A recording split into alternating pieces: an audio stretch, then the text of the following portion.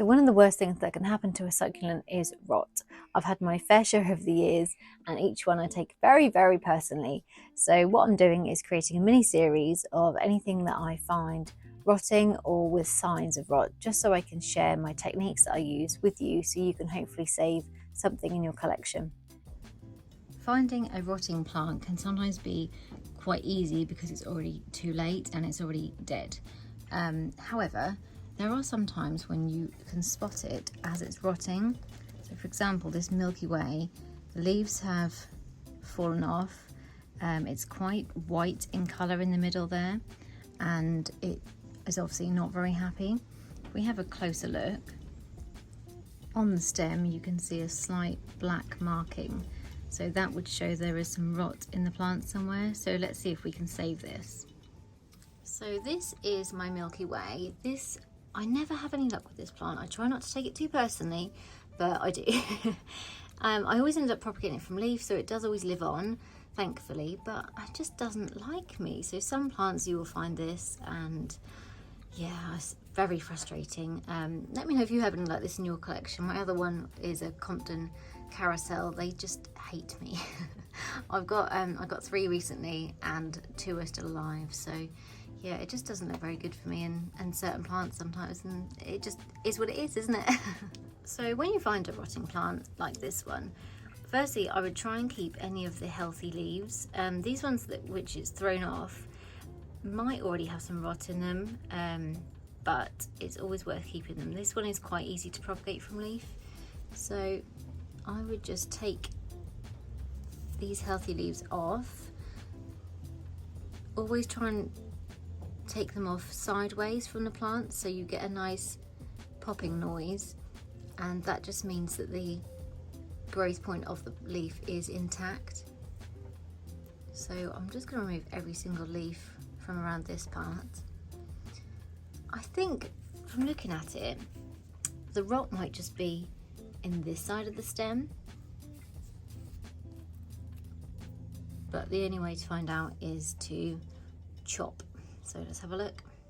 So when chopping any succulent, I always use my alcohol spray just to sterilize my knife, just to make sure there's no bugs or any disease or anything on the knife at all. And then we will chop to see what is happening in the stem of this plant. So just obviously be very careful when doing this.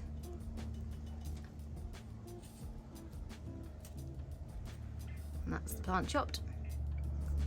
So what I would be looking out for with rot is any black in the stem here. I can't see anything, so it might be that it's too early to tell, and it might be that we can save this. So what I always do is try and take as much of the stem off as I can. The fact that we can't see any rot worries me a little bit, that it's already in there and we can't see it, but what we can do is keep this head. I would keep it in some nice dry soil. It might then reroot and live on, hopefully, and then we'll have one Milky Way here, and hopefully quite a few of these will propagate and we'll have multiple plants again. And we'll just keep the stem here and we'll check back in a couple of days just to see what it does. It might be that it ends up rotting. It might be that it ends up rotting and we've managed to obviously propagate it before it's too late. So hopefully that's the case, and we do have a plant that lives on with the leaves. So it's just over 2 weeks later, and this is the update. So some of the leaves that I thought might propagate have completely shriveled, so they need to go in the bin. However, the head has started to reroot, which is amazing. That's a really good sign. So the rot didn't reach this part of the plant, which is really good. So that will eventually root, hopefully, and become a plant again and start to grow. The rot was in the stem. So this is the stem. As you can see, there's black there and it started to shrivel and die basically. So yeah, the rot was in here. So we saved the head, which is amazing. And these are the leaves that we collected.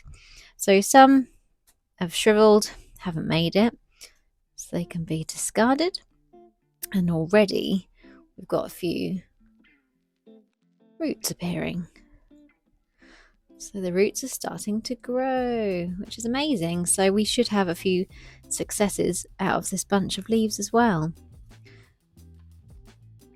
So how many leaves we got here which look quite good? We've got 2, 4, 6, 8, 10, 12, 14, 16, about 17 or 18, which may actually root. Even this little diddy one, tiny, tiny, tiny.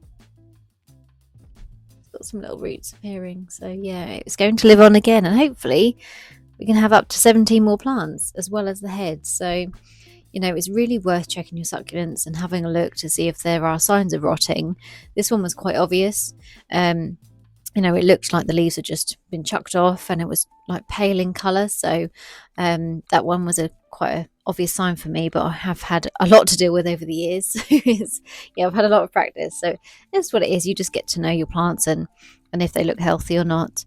But yes, this one hopefully will be okay and will live on. So this one can be discarded, and I will pop this in some fresh soil. I won't water it until it's really fully rooted into the pot, so that'll be quite some time yet. And these ones will hopefully live on to tell the tale. So yep, that's how you save a rotting succulent.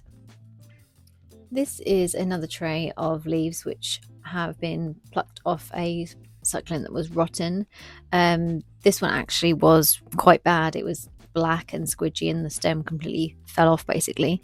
But even then, we've got these leaves obviously are not doing anything, they need to go, but there's a lot of success rate here, and sometimes instead of having roots first, you get a little tiny pup first. Oh, and don't chuck them. Yeah, so they are teeny tiny. That one's a root and a pup.